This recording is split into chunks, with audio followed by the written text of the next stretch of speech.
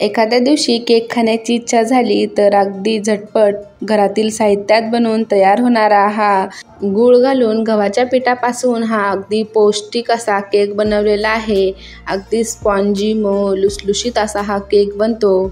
Cake खायला अगदी लहानांपासून मोठ्यांपर्यंत सर्वांनाच खूप जास्त आवडतो, पण काही जण यामध्ये अंडी असतात, त्याचबरोबर मैद्याचं पीठ वापरलेलं असतं म्हणून खाणं टाळत असतात।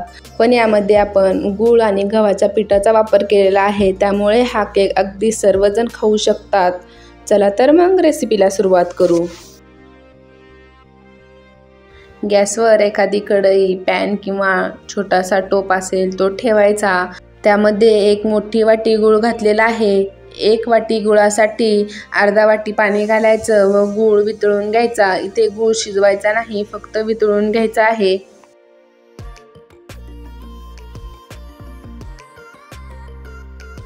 केक बनवण्यासाठी खूप सोपा असतो, फक्त यामध्ये आपण घेणारी जी जिन्नस आहे ती एखाद्या वाटीने किंवा बाउलने किंवा मेजरिंग कपने मोजून घ्यायचे।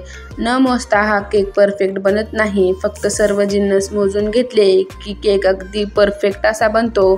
इथे गूळ छान विरघळलेला आहे, आता याला थंड होण्यासाठी ठेवू।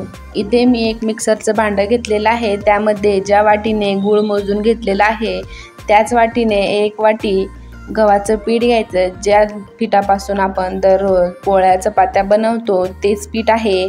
एक वाटी गव्हाच्या पिठाला अर्धा वाटी इथे रवा घ्यायचा। रवा जाड बारीक कोणताही वापरू शकता। यामध्ये आता ज्या वाटीने गव्हाचं पीठ घेतलेलं आहे त्याच वाटीने अर्धा वाटी खायचं तेल वापरायचं। यामध्ये कोणतंही तेल वापरलं तरी चालतं, फक्त उग्र वासाचं जसं की मोहरीचं तेल घालायचं नाही।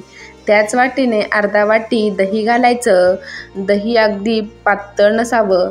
यामध्ये अगदी चिमूटभर मीठ घालायचं। मीठ घातल्यामुळे कोणत्याही गोडाच्या पदार्थाची चव जास्तच वाढत असते।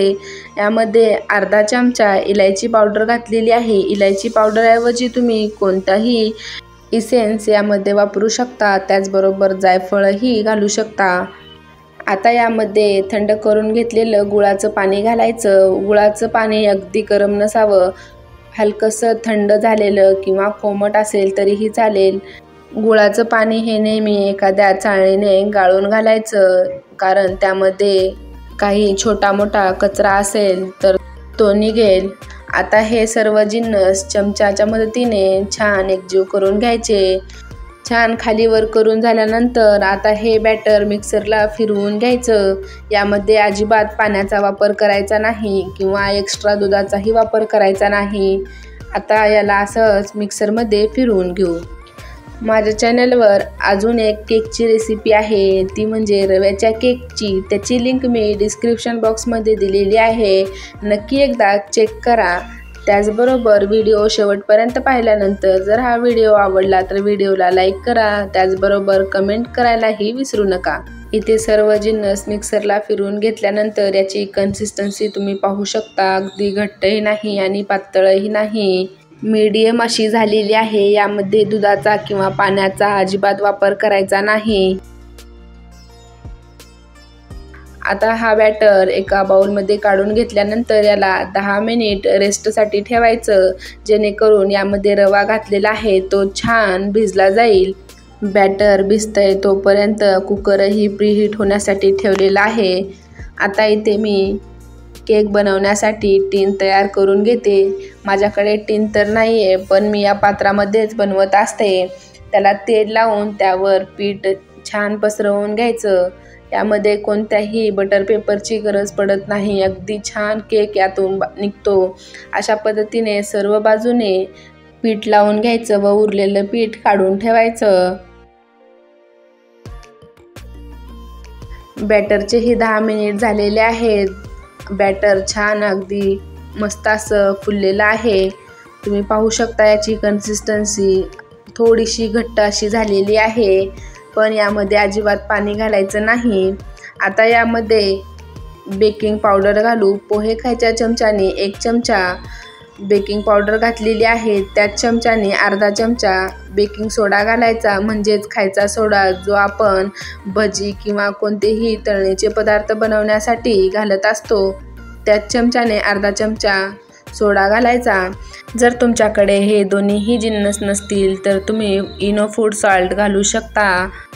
यामध्ये आता 2 ते 3 चमचे दूध घालायचं। दुधाऐवजी पाणी घातलं तरीही चालेल। हे फक्त बेकिंग पावडर व सोडा ॲक्टिवेट होण्यासाठी घातलेला आहे। आता एकाच डायरेक्शनमध्ये 3 ते 4 मिनिट फिरवून घ्यायचं।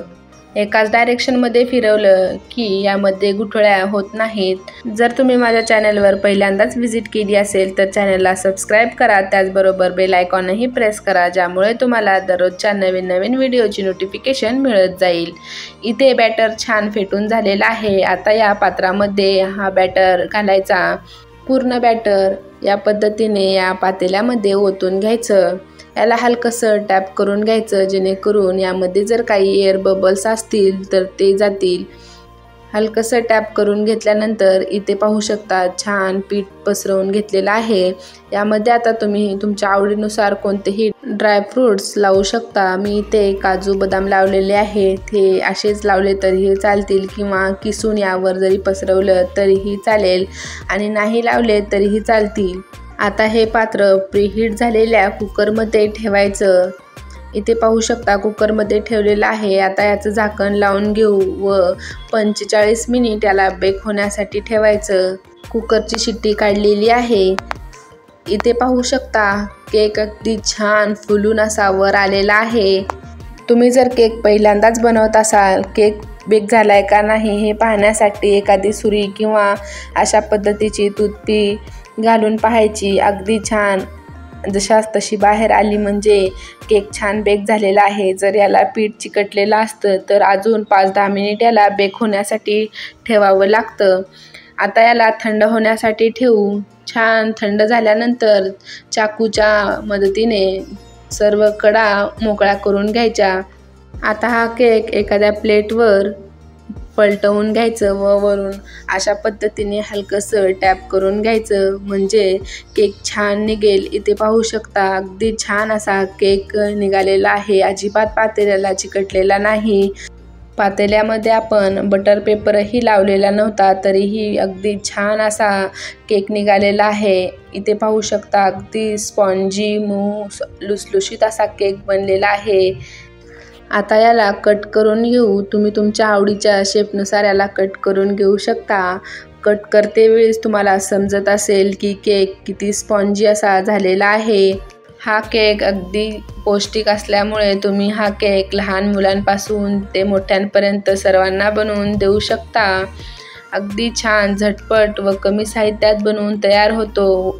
सर्वात महत्त्वाचं म्हणजे हा केक 8 दिवस चालतो, अजिबात खराब होत नाही। इथे पाहू शकता किती छान स्पॉन्जी असा झालेला आहे। अगदी सोप्या पद्धतीने मी ही रेसिपी तुमच्यासोबत शेअर केलेली आहे। इथे आपला खूप जास्त पौष्टिक असणारा गूळ आणि गव्हाच्या पिठाचा केक बनवून तयार झालेला आहे। व्हिडिओ शेवटपर्यंत पाहिल्याबद्दल तुमचे खूप खूप मनापासून धन्यवाद। त्याचबरोबर व्हिडिओ आवडला असेल तर व्हिडिओला लाईक करा, शेअर करा व चॅनलवर नवीन असाल तर चॅनलला सबस्क्राईब करायला विसरू नका। भेटूया छान अशा रेसिपीसोबत। तोपर्यंत बाय बाय।